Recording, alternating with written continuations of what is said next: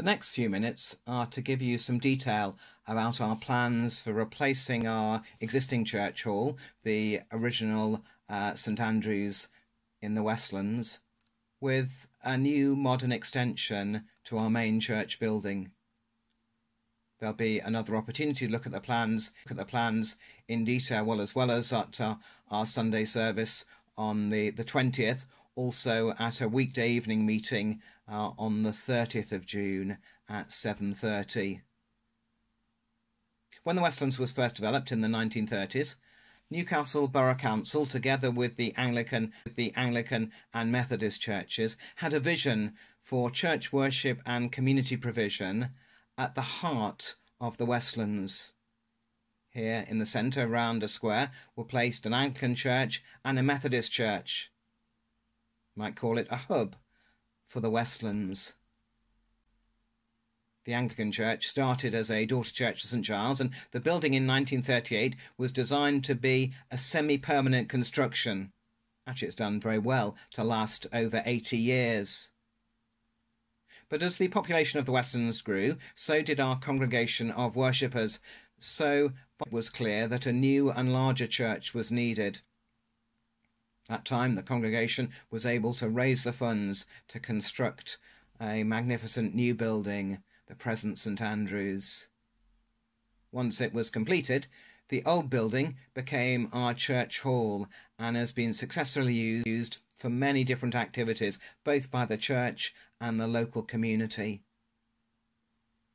But now the church hall is becoming an increasingly unsuitable building for the needs of the church and the community. Church members have become very used to how it feels inside, but for newcomers it lacks the attractive impression which we'd like to be able to welcome them with. It's poorly insulated and difficult to maintain as a clean and inviting space.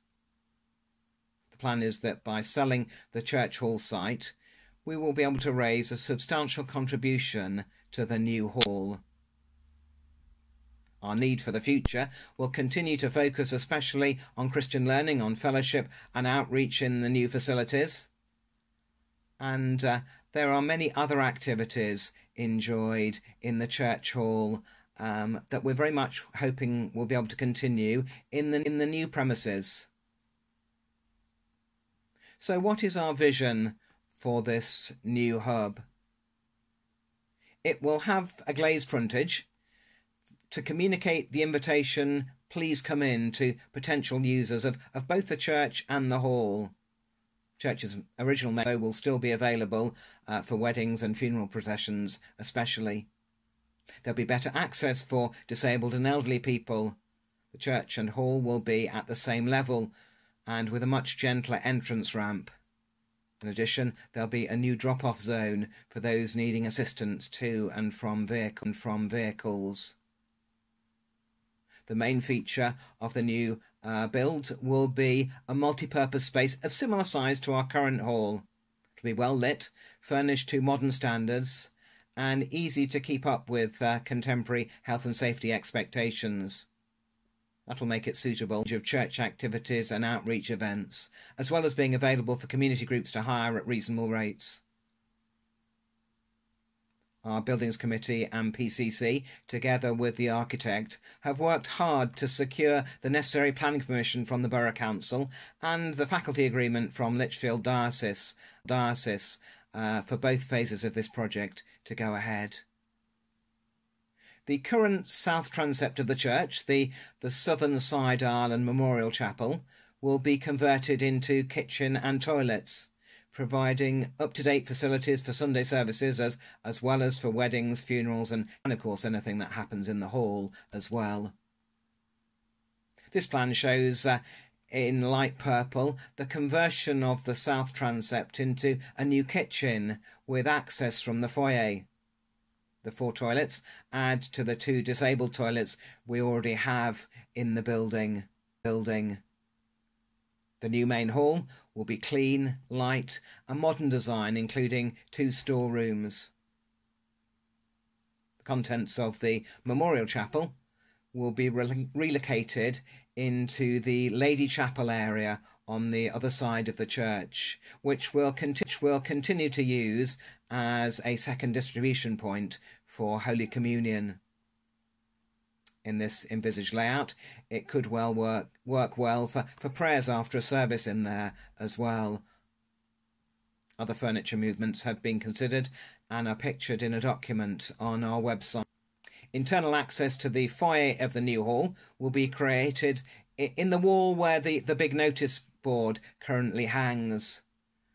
The red dotted lines show the doorway between the church and the new glazed foyer. And then there's another view of what the hall will look like from the side. The walls will be faced with 2 shades of brick to match as closely as possible with the existing church construction.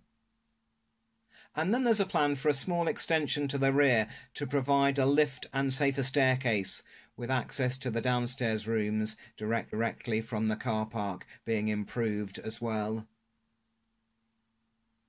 So there's another view of what it will look like from the back. That's assuming we're able to do everything together. The small extension to the rear, providing the lift and safer staircase with access to the downstairs rooms. Now, though that aspect of things could be delayed to a second phase sometime in the future, though we'd love to be able to build them at the same time. So, how much will all this cost? Well, some of the funding for the project will come from the sale of the Old Hall site, and as well as that, the PCC is able to allocate something like £200,000 of existing church funds to the project, on top of the substantial funds that they've already spent to get the permissions in place. But there remains quite a big gap, and the challenge to the congregation is to raise something like £240,000, with actually a further 120 needed if we're to complete both phases of the project at the same time.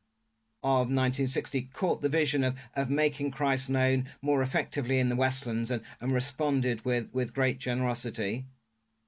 So now the challenge for us is to recapture that vision and contribute to ensuring a place for faith in the future here, as well as the contributions we might make. There's a funding committee researching and applying for external grants, although at the moment there are very few bodies awarding large sums.